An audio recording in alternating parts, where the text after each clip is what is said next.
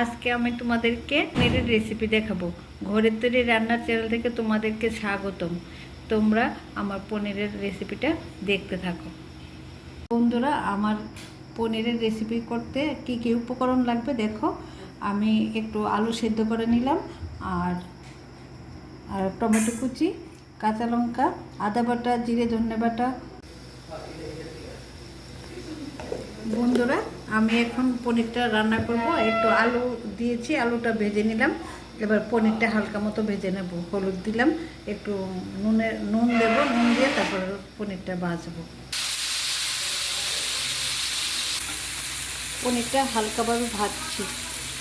পনিরটা বেশি ভালো করে নিই, একটু গুঁড়ো হয়ে গেছে, তার জন্য আস্তে আস্তে নাড়ছি। আমি এখন পনিরটা সোমবার দেবো। তেজপাতা দিলাম,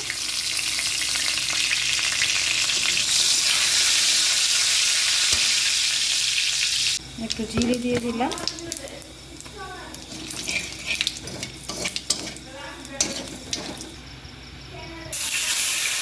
লঙ্কা বাটা দিলাম একটু,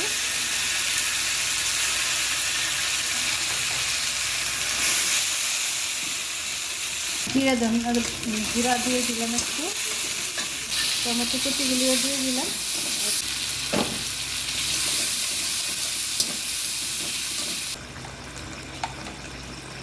ফ্রেন্ডস, দেখো আমার পনিরটা কেমন হচ্ছে।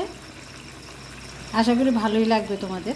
এবার গরম মশলা দিয়ে আমি পনিরটা নামিয়ে নিচ্ছি।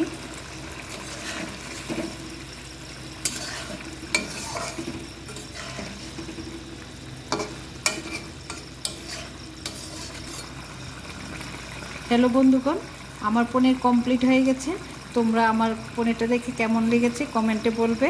আমাকে একটা লাইক করবে, শেয়ার করবে, সাবস্ক্রাইব করবে। Please please please.